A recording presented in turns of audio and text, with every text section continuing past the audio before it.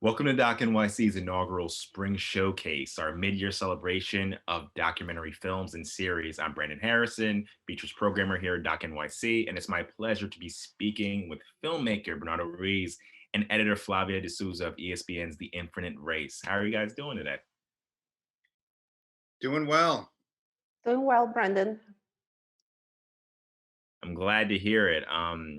It's funny, the film, and just to dive right in, I'm really curious, Bernardo, especially your understanding of Born to Run, the book, and all of the background around the Robert Marie and the sort of, I guess, not necessarily the mythology, but this thing about that book and how it became a whole subculture prior to the film. So I actually hadn't read the book when we decided to make this film. I had been talking to the folks at ESPN at 30 for 30 about doing a film for a while. And typically the 30 for 30s are either profiles of a famous athlete, like a famous celebrity athlete, or some famous sports rivalry. And I think there was some agreement that we would try to do a story that was much less known. I mean, obviously that's more of a challenge on the filmmaking and the editing side to do a story that people don't know much about because you have to do some context setting there. So, but really, what my introduction into this story was this great article in Texas Monthly by a journalist named Ryan Goldberg, who talked about how the Tarahumara, they refer to themselves as the Raramuri, how they had been conscripted and brought into the narco world, basically pressured into ferrying illicit narcotics. And that story to me felt like a really compelling story because it was both a political story, a social story, but also a story about runners, about racing. So that was kind of our way into this story. It was only once we started doing research that we got to Born to Run. And obviously the book, just as you mentioned, was enormously popular. Lots of big fans. And what became important for us was to look at how that book had impacted the lives of the people in the film. I mean, this is a question for maybe both of you guys, but when you set out to tell this story, initially you're going in with this angle of like what's going on with the way the criminal element there is conscripting this community, and you're shooting, and then you have all of this in the past that you have to put together in a coherent story. What was that process like, and how did you guys place that puzzle into place? So I think early on I understood that I couldn't fight the nature of the storytelling, which is there was the film was about it was about the different streams, the different people telling this one story. So early it emerged that it should be told as a relay race of the participants passing the tail from one to the other. So hopefully the end result is like a braid of POVs um, of this situation that hopefully will make you question um, the role of First Nations in the culture, the role of capitalism, um, pretty lofty ideas, but hopefully we achieved it from this very specific, this general ideas from this very specific tale. Yeah, I mean, I think that that's absolutely right. Flavia and I had actually worked together on a series before we tackled this. And the series we'd worked on was about organized crime in Mexico, um, and kind of a look at the relationship between political power and the narcos. And so we had delved pretty heavily into a more straightforward kind of narco story before this. That series had been a 5 episode series, and we'd kind of laid things out in a pretty um, traditional way. So one thing that was exciting, I mean, I having knowing Flavia's kind of stellar work, I knew we'd be able to kind of try something a little different and a little more complicated. And again, the challenge I think was to take a story that's lesser known. It's not like we're doing a story about Michael Jordan here. It's not like we're doing a, you know, a story about a rivalry between two huge baseball teams. This is a part of the world that most people in the US don't pay attention to, and certainly a community that hasn't been reported on very often. So for us, I think that the challenge was how to get in there, tell that story, and hopefully tell it with some nuance. I mean, there's clearly a deft touch with the film. I'm curious, having that experience, telling, narco-related stories and these stories about, especially this area in Mexico, when you went down and shot Copper Canyon and in Urique and these areas, what were you trying to get? Was there a different sort of visual look that you were going for with this story than what you may have done before? Because it was beautiful. We worked with a really great young cinematographer, Victor Tadashi Suarez, who's someone who I've worked with a bunch, who is kind of just a wonderful verite handheld cinematographer. He is a pretty extraordinary person in that he can, um, this is something I think a lot of documentary filmmakers say when they're with verite is that he's got really good ears. So he's paying attention to what's happening in a moment and following action pretty deftly. And I think for us, part of it was just gaining some rapport with the Tarahumara Raramuri community. And, from the outset, making it clear we don't, as non Indigenous filmmakers, we didn't feel like it was our place to tell a story that kind of, about them as much as it was a story about the kind of impact of this book and also what, our fellow countrymen, how Americans had kind of fetishized or romanticized the community.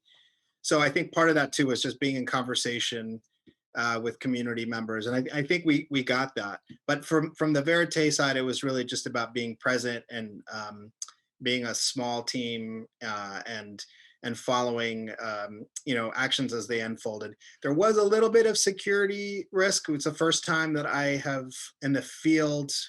Second time that we've used security. It's not something I like to do, but it was a requirement and something we needed to do for this particular shoot.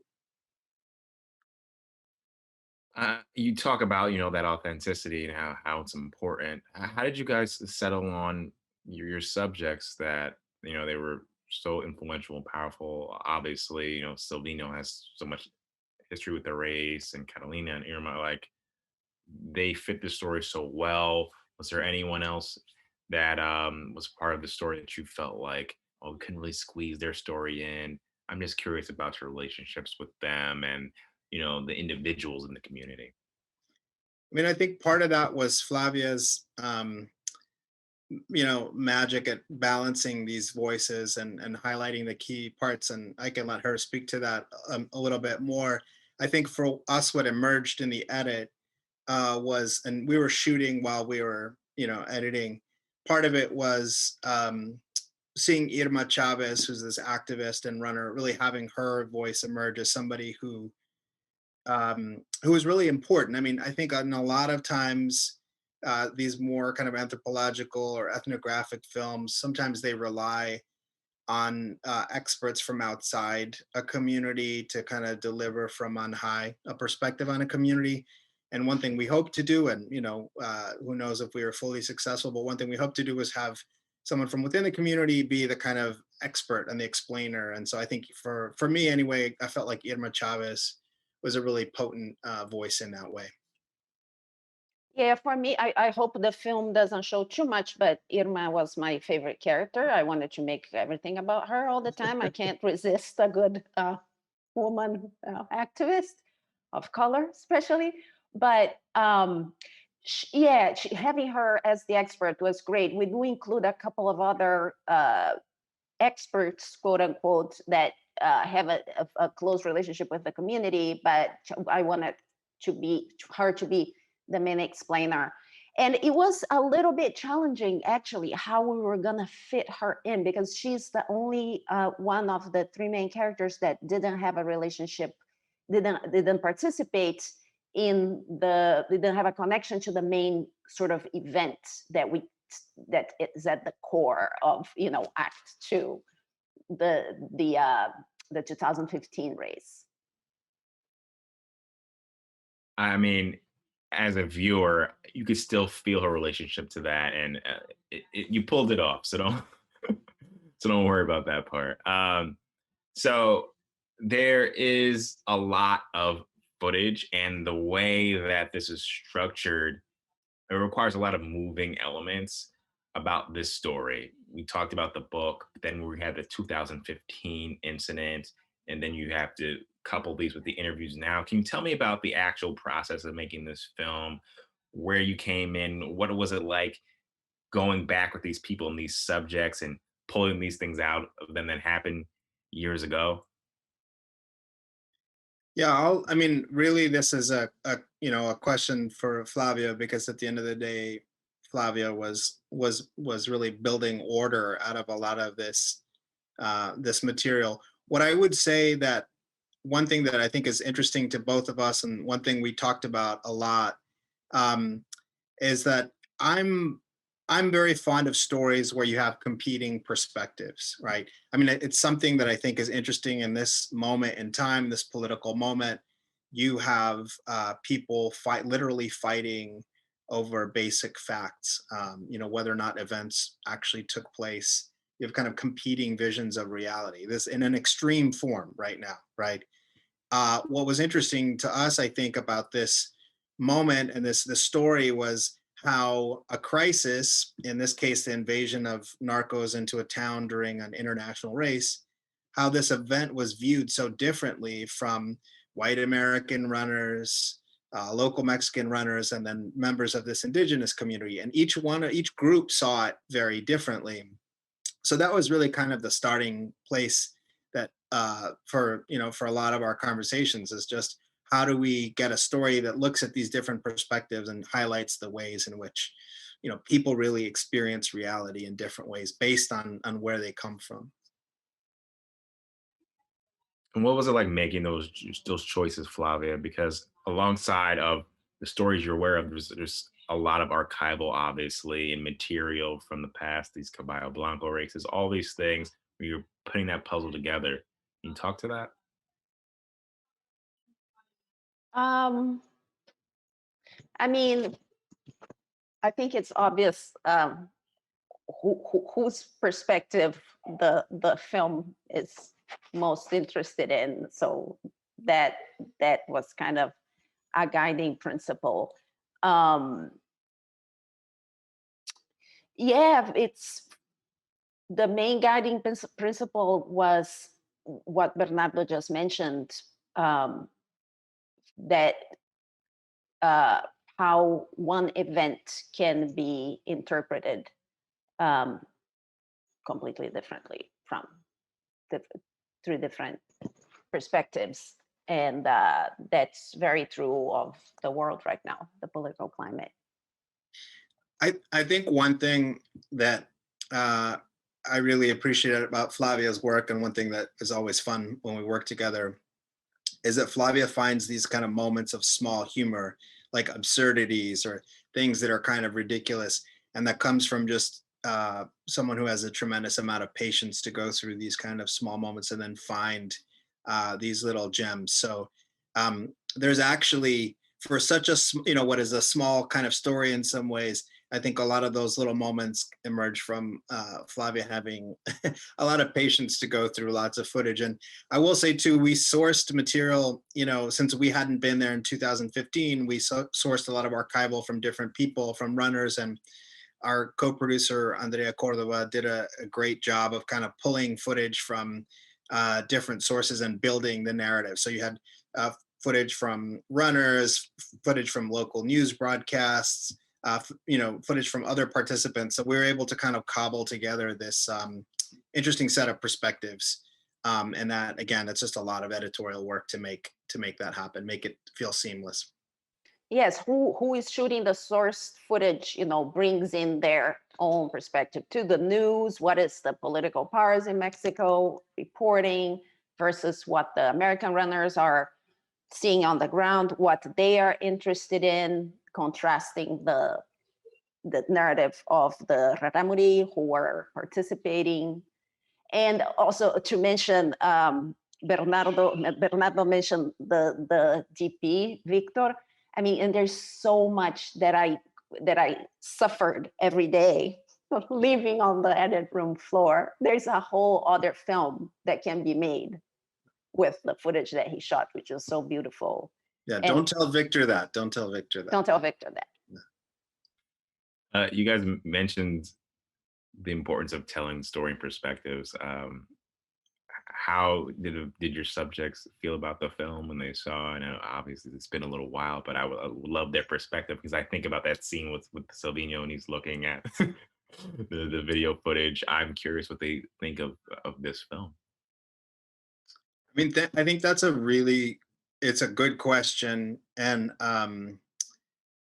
I feel like I'll start with, when the film was released, ESPN obviously did a really nice job of promoting it, and the film sparked some really good publicity, especially among people in the running community. So we got lots of feedback from the running community, international running community. Christopher McDougall, the author of Born to Run, was not happy with the film, and he took to social media and made some criticisms. But one of the things that I thought was really interesting is that no high-profile piece had sought to hear the perspective from the Tarahumara or the Raramuri themselves about the kind of phenomenon of the book and how the book had arguably fetishized this community. So I felt like, this is kind of journalism 101, is if, someone has said a whole bunch of things about a community, then why not go to that community and ask them what they think about that depiction? I didn't feel like there was anything unfair about that. On the contrary, I felt like it was a missing piece. So we did that, which, I think some people who really love Born to Run were upset by that. To this day, I've gotten a few angry emails from people who are defenders of Born to Run. But I am very proud of our choices. And most importantly, folks like Irma Chavez in the film, and Catalina are very, they're very proud of the film and have shown it. And Irma, who's an activist and believes in organizing her community, I think she's very proud to share her story and to use parts of the film and what she does. So I think was very successful from that point. I haven't had direct word from Silvino. I know he's seen clips of it through some of our shared contacts, but I'm waiting to hear a full perspective from him. So as we get to the end of this chat, I'm really curious about this theme.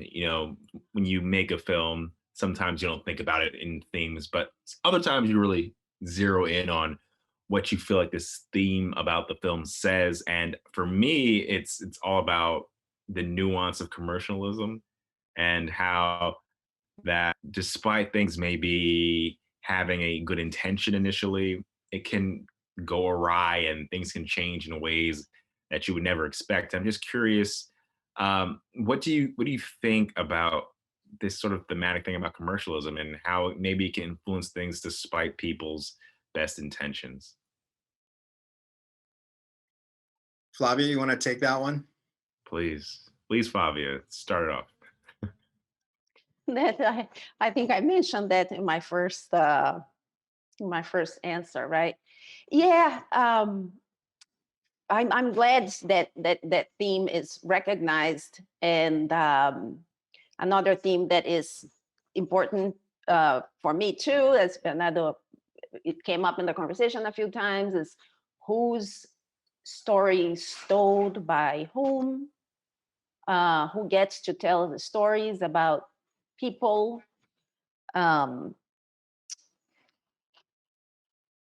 Yeah, I'm not thinking what else I want to say about commercialism, and I think mainly Bernardo and I, we work well together and work together a few times because maybe we are not so interested in providing answers with the work, but more raising questions in a very very general theme is, relations of power and how money enters that, and who has the power to tell stories. Yeah, I mean, I completely agree and align with what Flavia's saying about that. And that's one of the things that I think is fascinating about sports stories in general. I think the deeper ones are stories about power because when you have the kind of money and the kind of pressure that comes into sports, um, even in small ways, as we show in our film, there are these power dynamics that emerge, and that's what kind of is interesting to us as filmmakers. I will say it also is one of the nice things about collaborating with Flavia on this is that we've worked together enough, and we're coming from very similar places in terms of how we see the world, and I think that that's also just interesting to when you kind of uh, not always the same, but just there's similar kinds of tastes or interests in certain things, and so that also just made this process very interesting. But to your point, I just think that it is this is a story about how even the best intentions sometimes, if you're not fully listening to the community you say that you want to help, that some complications can emerge. And at the end of the day, this is really a story about the kind of importance of of listening, and also the complications of building these kind of bridges, because oftentimes there can be a kind of arrogance in how people help other people, people from powerful communities helping people who are marginalized. As That says in the film, there's a line that says, we you live here, uh, we live here, you don't. So the ones who don't live there um, have to be clear about their intentions in helping the people. The people who live there, they don't get to fly out. right. Very And what are you leaving? What are you doing for them rather than for yourself? Because you can be removed from the situation at any point. I think that kind of speaks to the very end of that scene where everyone's talking about their perspective and the people want to leave, and it's like, well, we have to deal with the ramifications of that. Um, to end, I was actually curious, have you guys kept up with the Eureka and the race since then, and are you aware of like how things have gone? It was the 2015 incident such a shifting moment, or has the culture of that race changed at all? So I've stayed and our team has stayed in touch with Irma Chavez, and some of the races are being planned for this upcoming year. And I know that the international runners continue to see the Copper Canyon as this important race because of its history. I do think this film has maybe introduced a kind of new, maybe complicated the picture, I think. And as I mentioned, I think some runners, some international runners, or people who love the book, feel who love the book Born to Run, um, felt criticized a little bit. At the same time, I've also had people say that they really appreciated the kind of layering and the opening up of this story, and that some people feel like they can maybe be a little more intentional. But regardless, the race continues. This community continues. That part of northern Mexico is a really beautiful part of the world. I mean, it's just really stunning. And what we wanted to show is that there are kind of two realities there. It is this beautiful place for international runners, but it's also an area that suffers from kind of chronic poverty, chronic lack of resources, and the presence of organized crime. And that's just a reality that I think is a mistake to ignore. Just want to thank you guys so much for joining us this time on Spring Showcase. Thank you, Bernardo and Flavia. It's been awesome talking about your film, and also ESPN for sharing with us here at DOC NYC. Thank you guys so much. Thank you. Thank you.